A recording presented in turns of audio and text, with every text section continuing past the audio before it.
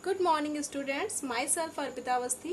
In last video we read about rediscovery of Mendel's law, chromosomal theory of inheritance and experimental verification of chromosomal theory by Morgan.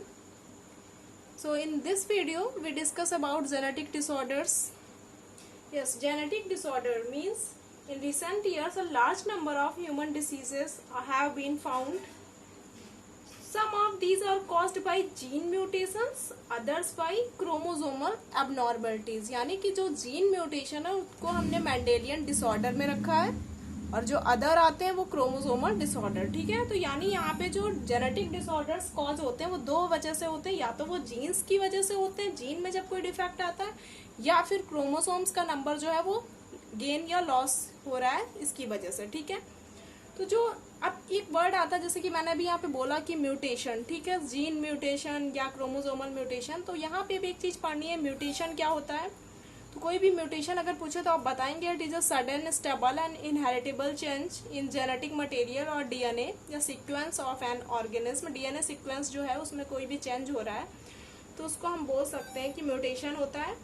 और जिसमें mutation हो रहा है उस organism को क्या बोलेंगे, म्यूटेंट. और जो रिस्पॉन्सिबल होते हैं फैक्टर्स, चाहे वो केमिकल हो चाहे वो फिजिकल हो, उसको क्या बोलेंगे, म्यूटाजेंस. ठीक है, फॉर एग्जांपल यूवी रेडिएशन, ये सब क्या हो जाएंगे, म्यूटाजेंस. ठीक है, तो अब यहाँ पे डिवाइड किया गया है म्यूटेशन को. फॉर एग्जांपल एक छोटा सा एग्जांपल देते हैं कि for SUN, sun. Sun means क्या होता है, पूरा सूरज सबको पता है. बट अगर एस की जगह पे वहां पे क्या आ जाए, आर आ जाए. ठीक है, एस की जगह पे अगर आर आ जाए तो क्या हो जाएगा, RUN, रन. यानी ये तो वर्ब हो गया एक. तो वही चीज है यहाँ पे म्यूटेशन में, आप यही पढ़ोगे कि पता चला अगर एक भी बेस चेंज हो गया, जो कोडान है एक भी कोडान चेंज हो गया तो पूरा का पूरा सेंस ये चेंज हो जाता है. तो यहाँ पे भी हम लोगों को जीन म्यूटेशन बताया मैंने. जीन म्यूटेशन हो सकता है या क्रोमोसोमल यानी कि मेंडेलियन हो सकता है या क्रोमोसोमल. तो जीन म्यूटेशन में भी आपको दो चीजें पढ़नी है, एक पॉइंट म्यूटेशन होता है, एक फ्रेम शिफ्ट होता है. तो पॉइंट म्यूटेशन का मतलब होता है कि जो चेंज हो रहा है वो केवल एक सिंगल बेस पेयर में चेंज हो रहा है. जैसे कि फॉर एग्जांपल AUG है, उसमें अगर ए ही चेंज हो रहा है, अभी यहाँ पे आगे पढ़ेंगे वैसे सिकल सेल एनीमिया जब आएगा तो वहां पे बताएंगे डीप में. तो अगर कोई सिंगल बेस पेयर चेंज होता है तो उसको बोलते हैं point mutation. It is and इसका बेस्ट एग्जाम्पल है सिकल सेल एनीमिया. और अगर फ्रेम शिफ्ट का मतलब क्या होता है कि पूरा का पूरा डिलीशन या इंसर्शन हो गया बेस पेयर्स ऑफ डीएनए. पूरे के पूरे जो बेस पेयर है, तीन जो है वो पूरे ही चेंज हो गए अगर, तो उसको बोलते हैं फ्रेम शिफ्ट म्यूटेशन. अगर फ्रेम शिफ्ट की बात करें तो मस्कुलर डिस्ट्रॉफी जो होता है, यहाँ पे भी अभी आप देखेंगे, ये होता है best example frame shift mutation का. इसके बाद अब डीप में हमको पढ़ना है मेंडेलियन डिसऑर्डर जो होते हैं क्या होते हैं. तो बताओगे आप कि these are mainly determined by alternation और mutation in a single gene. These are transmitted to the next generation according to the principle of inheritance. ठीक है, principle of inheritance पढ़ा है हम लोगों ने, लॉ जो पढ़े हैं. and can be studies with the help of pedigree analysis. वो भी अभी यहाँ पे आगे डिस्कस करेंगे हम लोग, पेडिग्री एनालिसिस क्या होता है. तो मेंडेलियन डिसऑर्डर को दो पार्ट में डिवाइड किया गया है. तो या तो ये ऑटोसोम्स होंगे या सेक्स लिंक. जैसे कि पहले ही हमने बताया था ऑटोसोम, जैसे कि 46 होते हैं क्रोमोसोम्स, 23 पेयर्स. तो 22 पेयर्स जो होते हैं उनको क्या बोलते थे, ऑटोसोम्स. और जो 1 बचा वो जो मेल में होता है XY और फीमेल में XX, सेक्स लिंक्ड. ठीक है, तो इसको डिवाइड किया गया ऑटोसोमल डोमिनेंट और सेक्स. अब इसमें फर्दर डिवाइड किया गया कि ऑटोसोमल डोमिनेंट या ऑटोसोमल रिसेसिव होगा. ठीक है, सेम सेक्स लिंक्ड डोमिनेंट या सेक्स लिंक्ड रिसेसिव. तो यहाँ पे एग्जाम्पल अभी यहाँ पे देख लेते हैं, फिर डीप में भी आगे पढ़ेंगे हम नेक्स्ट वीडियोज में. तो ऑटोसोमल डोमिनेंट का मतलब इसमें दो डिसीज आती है, हंटिंगटन डिसीज और दूसरी आती है मस्कुलर डिस्ट्रॉफी. ठीक है, ऑटोसोमल रिसेसिव की बात करें तो इसमें कई सारी डिसीज आती है. For example sickle cell anaemia, it is the best example of point mutation. Cystic fibrosis, thalassaemia, phenylketonuria. तो इन सब के बारे में भी हमें पढ़ना है आगे. हंटिंगटन डिसीज अगर देखेंगे तो इसमें क्या होता है, जो ब्रेन सेल्स है उनमें ब्रेक हो रही हैं. फिर अगर मस्कुलर डिस्ट्रॉफी की बात आती है तो यहाँ पे हम लोगों को आगे पढ़ना होगा. मस्कुलर डिस्ट्रॉफी जो आता है इसमें break down of skeletal muscles जो होती है, मसल से रिलेटेड होता है. कैल्शियम जो आयंस है वो रिलीज नहीं होता है, उसकी वजह से होता है. फिर सिकल सेल एनीमिया पढ़ेंगे, इसमें जो RBC का शेप होता है वो सिकल शेप हो जाता है. फिर सिस्टिक फाइब्रोसिस पढ़ना है हमको, और थैलेसेमिया, फेनिलकीटोनुरिया. फिर सेक्स लिंक्ड डोमिनेंट में डिफेक्टिव टूथ इनेमल आएगा. सेक्स लिंक्ड रिसेसिव में कलर ब्लाइंडनेस, हीमोफीलिया, ये बहुत इंपॉर्टेंट है, बहुत पूछा जाता है। बाकी ये मेंडेलियन डिसऑर्डर में इतना पढ़ना है आपको, ठीक है। इसके बाद आता है, वैसे अभी है तो और भी, एल्बिनिज्म में होता है, अल्कैप्टोनूरिया होता है, बट वो आपके सिलेबस में नहीं है, आपके सिलेबस में जितना है उतना बताया। फिर आता है क्रोमोसोमल डिसऑर्डर। क्रोमोसोमल डिसऑर्डर की अगर बात करें तो इसमें दो चीजें दी गई हैं क्रोमोसोम्स में जब भी होता है, एन्यूप्लॉइडी और पॉलीप्लॉइडी।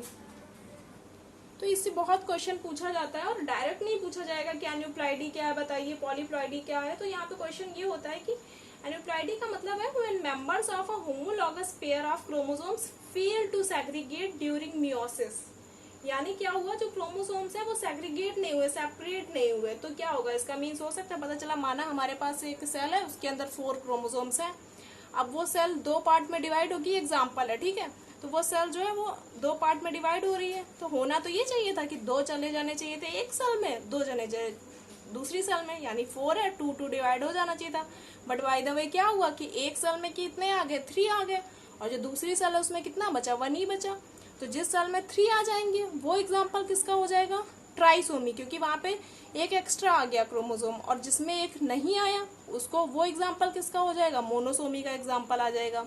तो वही यहाँ पे हम पढ़ेंगे, एन्यूप्लॉइडी के अंदर 2 चीजें आती, मोनोसोमी यानी इसमें जो क्रोमोसोम्स का नंबर होगा वो कितना होगा, 45। 46 में जब एक चला गया तो कितना बचा, 45, ठीक है। टर्नर सिंड्रोम इसके अंदर हम लोग पढ़ेंगे। फिर ट्राइसोमी में आता है कि एक एक्स्ट्रा आ गया, ठीक है। तो ये पढ़ेंगे हम लोग डाउन सिंड्रोम, और लाइनफेंटर, इसको के साइलेंट होता है तो इसलिए इसको लाइनफेंटर सिंड्रोम बोलते हैं। और इसके बाद नेक्स्ट आता है पॉलीप्लॉइडी। अब पॉलीप्लॉइडी अगर मतलब कोई पूछे तो क्वेश्चन ये आता है कि क्या होता है कि जब साइटोकाइनेसिस जो है, टेलोफेज आती है, जैसे कि पूरा का पूरा आप लोग पढ़ चुके हैं माइटोसिस मियोसिस, तो उसमें पहली फेज प्रोफेज आती थी, सेकंड मेटाफेज आती थी, फिर एनाफेज आती थी, फिर लास्ट में टेलोफेज आती थी। और टेलोफेज के बाद एक साइटोकाइनेसिस होती थी, यानी साइटोप्लाज्म जो होता था डिवाइड हो गया। बट क्या हो रहा है, when there is failure of cytokinesis after telophase stage of cell division resulting in an increase in a whole set of chromosomes, पूरा का पूरा सेट जो है वो क्रोमोसोम्स का डबल हो जाएगा, ठीक है। तो या तो हो सकता है फिर मतलब पूरे के पूरे लॉस भी हो सकता है या गेन भी हो सकता है, 3, 4 या मोर सेट ऑफ क्रोमोसोम्स। तो इसको 2 पार्ट में डिवाइड किया गया, आटो पॉलीप्लॉइडी और एलो पॉलीप्लॉइडी। और जनरली ये प्लांट्स में होती है, ठीक है। आटोपॉलीप्लॉइडी और polyploids with multiple chromosome set derived from a single species. बस डिफरेंस इसमें यही है कि इसमें एक सिंगल स्पीसीज से सारे के सारे आते हैं। और अगर एलोप्लॉइडी की बात करें तो इसमें बता सकते हैं where chromosomes are derived from different species that is result in multiplying the chromosomes number and forming a hybrid. तो ये होता है एलोपॉलीप्लॉइडी। बाकी अगर पूरा मतलब ये चैप्टर आप देखोगे, principles of genetic, principles of inheritance and variation चल रहा है, तो इस पूरे चैप्टर में लास्ट के आप एनसीईआरटी भी अपने उठाइएगा, तो लास्ट के जो 2 पेज हैं वो बहुत इंपॉर्टेंट है। और मतलब आप पूरा चैप्टर आप देखोगे तो उसमें लास्ट के जो 2 पेज है उससे बहुत सारे क्वेश्चंस बोर्ड में पूछे जाते हैं, डायरेक्ट भी पूछे जा सकते हैं, डायरेक्ट भी पूछे जा सकते हैं। तो ये मतलब जेनेटिक डिसऑर्डर जो है वो बहुत ही अच्छे से पढ़ना है आपको, क्योंकि इससे बोर्ड का बहुत सारे पॉइंट्स जो है वो क्लियर होंगे, आपके क्वेश्चंस आप बहुत अच्छे से कर लोगे। एमसीक्यू भी अब आते हैं, अब तो पैटर्न चेंज हो गया तो एमसीक्यू भी आते हैं, उसको भी आप आसानी से कर सकते हो। तो इसको काफ़ी अच्छे से पढ़िएगा। इसके बाद नेक्स्ट वीडियो में हम डीप में पढ़ेंगे हीमोफीलिया, कलर ब्लाइंडनेस, इनकी इनहेरिटेंस। तो नेक्स्ट वीडियो में हम वो डिस्कस करेंगे। Thank you.